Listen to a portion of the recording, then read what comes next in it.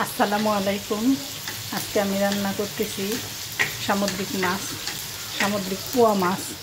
কড়াইতে তেল গরম করে অলরেডি আমি একটা তেজপাতা দিয়ে দিয়েছি, পেঁয়াজ কুচি দিয়ে দিয়েছি। এবার দিয়ে দিব একটু লবণ দিয়ে দিলাম।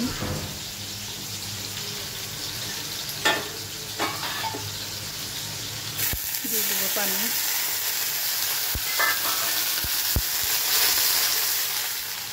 আর ওদিকে অন্য কড়াইতে দেখতে পাচ্ছেন আমি মাছটা ভেজে নিচ্ছি তেলে। মাছের মধ্যে আমি লবণ, হলুদ আর মরিচের গুঁড়া দিয়ে দিয়েছি। এবার দিয়ে দেবো একটু মরিচের গুঁড়া,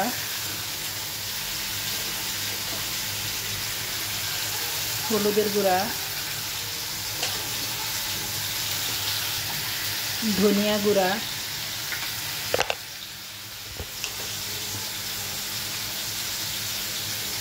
আদা জিরা রসুন বাটা। আমি শিলপাটায় আদা জিরা রসুন এগুলো বেটে নিয়েছি। এবার মশলাটাকে বেশ ভালোভাবে কষাবো।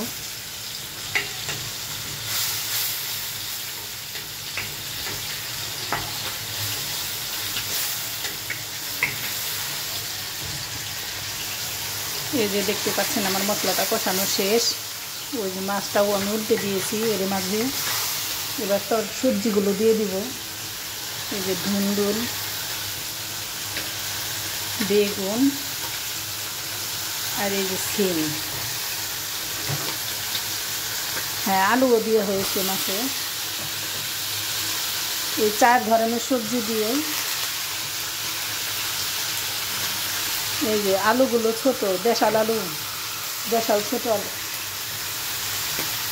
মাছটা রান্না করবো। 4 ধরনের সবজি দিয়ে পোয়া মাছ আজকে রান্না করবো।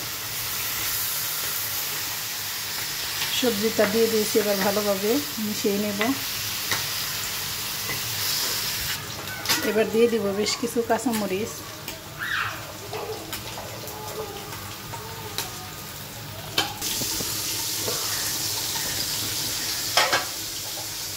এই যে আমি তরকারিটা বেশ ভালোভাবে কষিয়ে নিচ্ছি।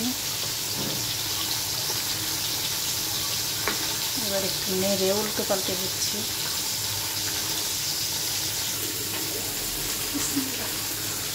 এই যে আমার তরকারিটা কষানো শেষ। এবার ঝোল দিয়ে দিব।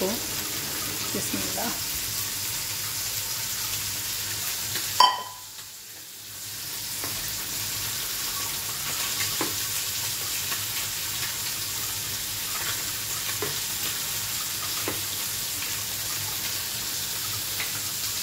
আর একটু দিয়ে দেব।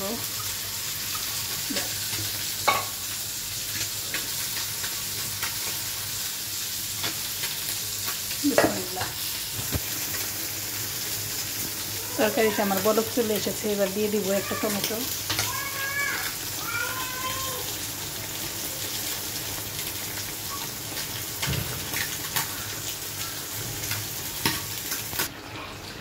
এই যে আমি মাছগুলো দিয়ে দিচ্ছি এখন।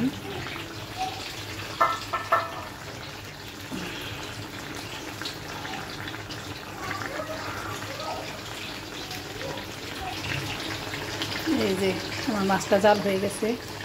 এবার দিয়ে দিব বেশ কিছু ধনিয়া পাতা।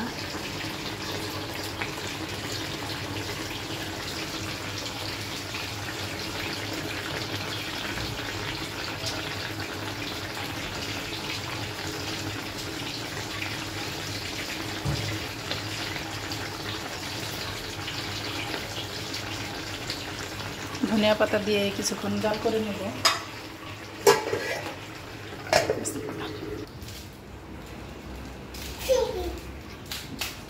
হ্যাঁ হ্যাঁ, কীরকম করে রাইসা? কি খাওয়াবো এটা? কি নিস এটা? ছেড়ে দিব।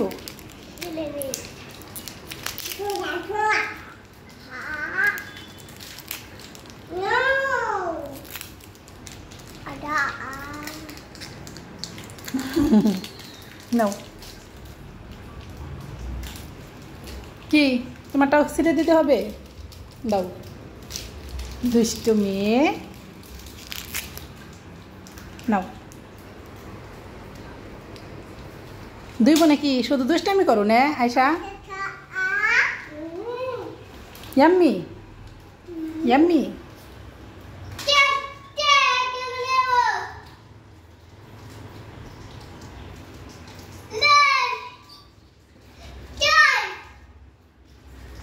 এই যে আমার তরকারিটা হয়ে গেছে, রান্না শেষ। এইভাবে পোয়া মাছ রান্না করে খেয়ে দেখবেন, সামুদ্রিক পোয়া মাছ খুবই মজা। এই তরকারিটা খেতে ভীষণ মজা।